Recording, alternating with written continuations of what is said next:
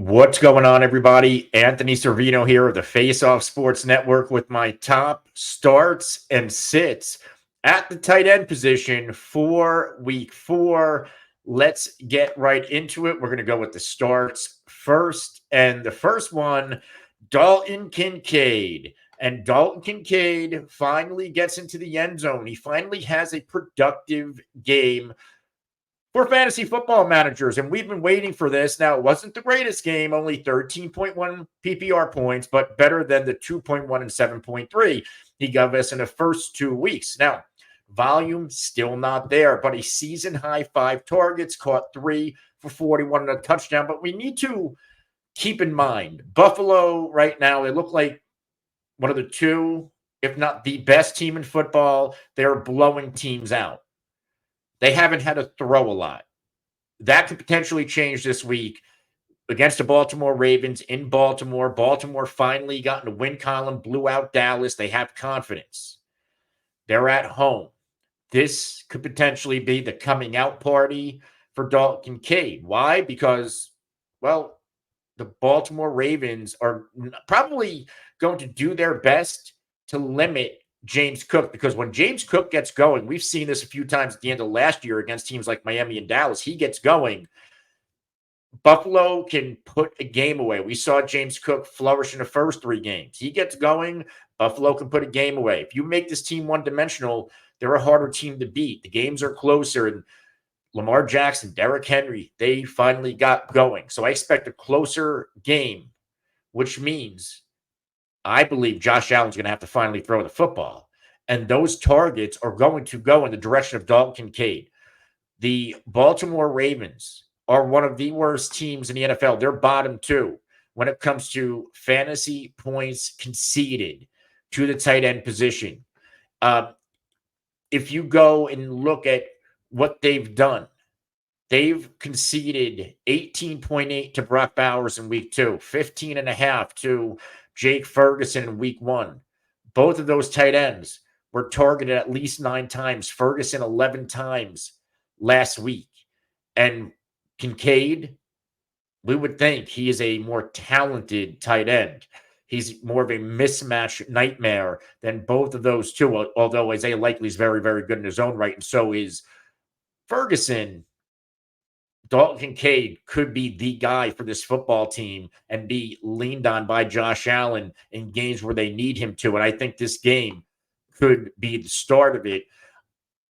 Kincaid, when he is getting involved, 8.1 average yards after the catch. That's 95th percentile using the RotoWire tools that you can go check out at rotowire.com.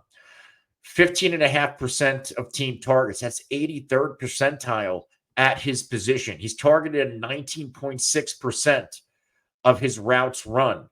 Average yards per route run, 1.52. So Kincaid's getting involved, just not enough. And this is the matchup for it all to come together. He is a must start in week 4. Now, Mike Gesicki, one of my guys. And at this point, Mike Gesicki is no longer a secret. We know he's a weapon in this offense. Now, he's not always going to pop, but he's going to be leaned on by Joe Burrow. Outside of week 1, past 2 games, Kincaid Gesicki's had at least 5 targets, 5 last week, 9 against Kansas City when he went off. Now, he's not going to go off for 16.1 every week like he did against Kansas City, but last week was respectable against Washington. 8.5 PPR points, 4 or 5 targets for 47 yards. He's just hovering around that 10 PPR point barometer that I like to lean on with my starts and sits. And this week, the matchup is extremely soft.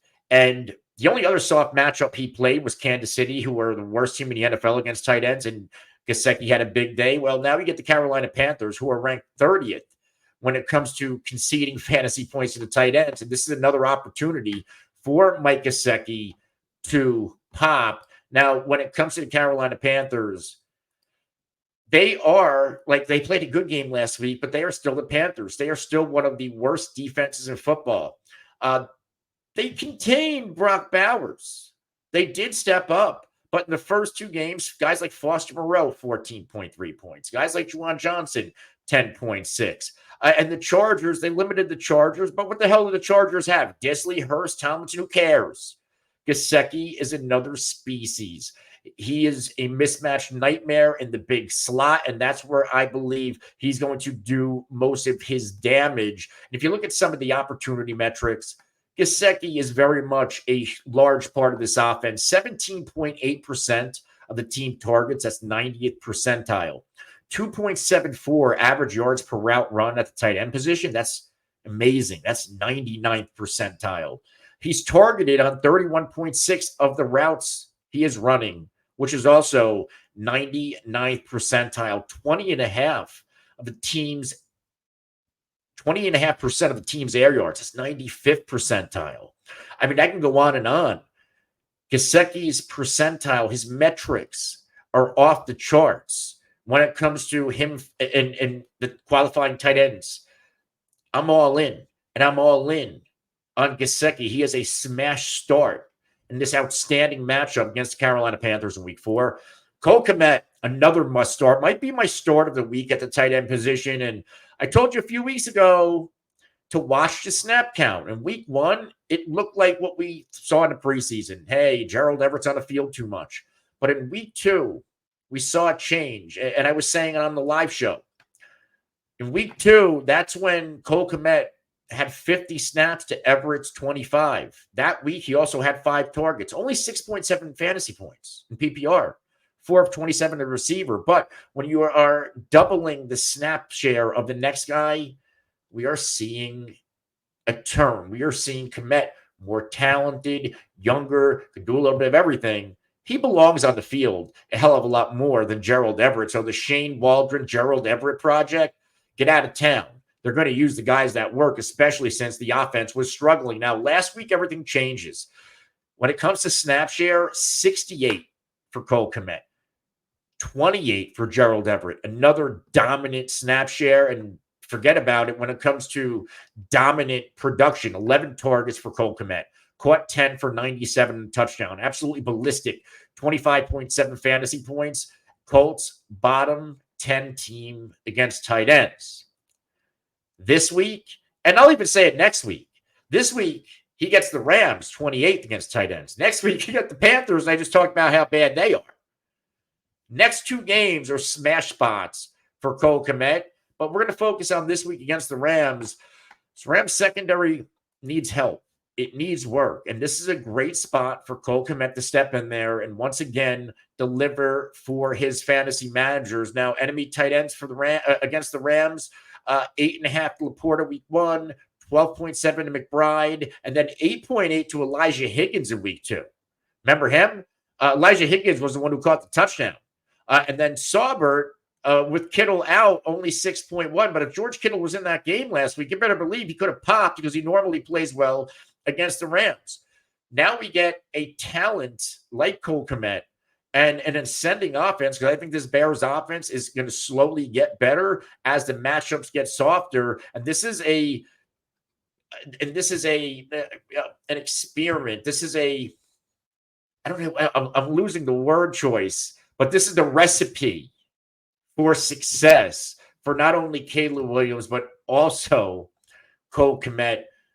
The usage, the matchup, it's all there for Cole Kmet to step in here once again and deliver in a big way. This is another guy when it comes to his efficiency and usage metrics. It is absolutely off the charts. Targeted on 15.3% of team targets, 82 percentile. Average depth of target, 79 percentile. That's at 7.7 yards when it comes to average depth of target. Yards per route run, 1.94, 88 percentile. And he's targeted on 25.8 of routes he is running, which is 92nd percentile. We are starting Cole Kmet in week 4. Let's go to my sits. We're going to start with Hunter Henry. Hunter Henry was volatile, right? He's always going to be volatile because the offense he plays on. He had that big game against Seattle in week 2. Pops for 18.9, gets 12 targets, 8 for $109. Everybody's like, yeah, this is what we're going to get. He's the guy. I warned people last week against the Jets. This was not the matchup to use him in. And what do we get out of Hunter Henry? A spike game in the wrong direction. He was only targeted 3 times, just like he was only targeted 3 times in week 1. Now you get the Frisco 49ers. They are the number 1 team at defending enemy tight ends. Why is that important? Because Cincinnati and the Jets, the 2 teams that shut down Hunter Henry, they're top 11 teams at shutting down tight ends in fantasy. Now you get 49ers at number 1, and the matchups don't get better. They're middle of the pack against Miami next week. Then it's Houston and Jacksonville, the Jets, and Tennessee. Those are your next few games. They're all bottom 11 tough-ass matchups. So I'm fading Hunter Henry when the matchup's bad. And that is this week against the 49ers. The 49ers are giving up absolutely nothing to tight ends. I don't think that changes this week. I don't know if Jacoby Brissett has a shot to get a ball off. And I know I'm being sarcastic and I'm being, I'm exaggerating. But this is going to be a really bad matchup. In theory, right? The 49ers are pissed. They're coming off a loss. They need to win. Their offense is banged up. Defense has to step up. You cannot let this New England offense, who was just embarrassed by the New York Jets, get anything going on you. As a whole, before we move off of this, 6 receptions for 39 yards. That is all the 49ers have given up to tight ends. That include Conklin, Munt, and Parkinson.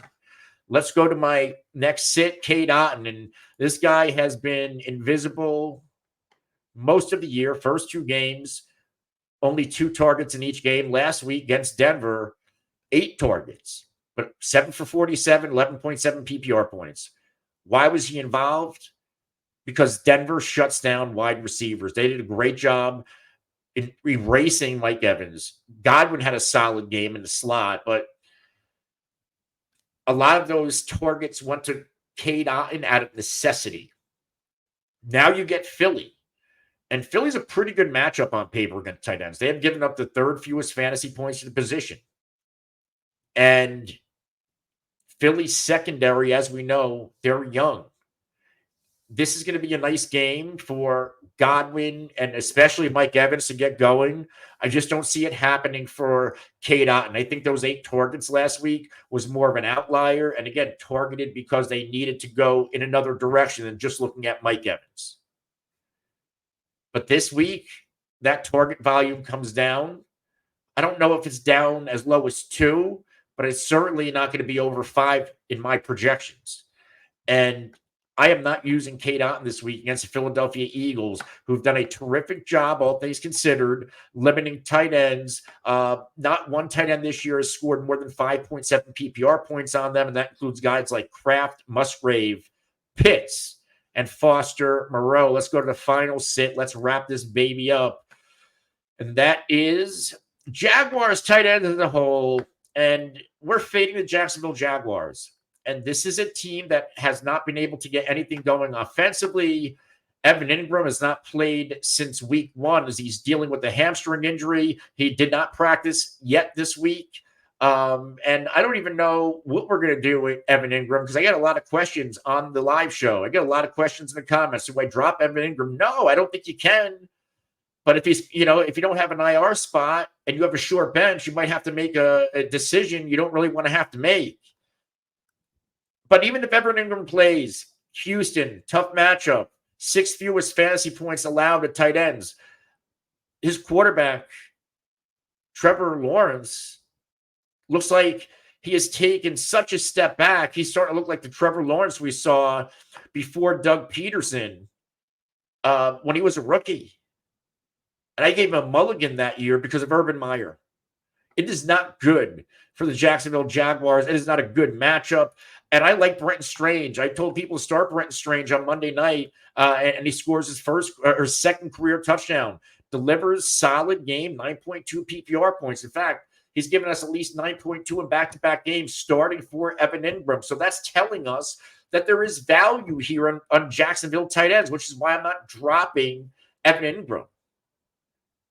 6 and 5 targets. He's getting used. But this is just not the matchup I want to use Brenton Strange in. And this is certainly not the matchup that I want to risk starting Evan Engram in if he does actually come back. Houston's been pretty good. Their secondary has been a little bit leaky, but they've only given up 7 receptions for 30 yards and 1 touchdown total to tight ends like Mo Alley Cox, Granson, Kmet, Everett, Munt, Oliver.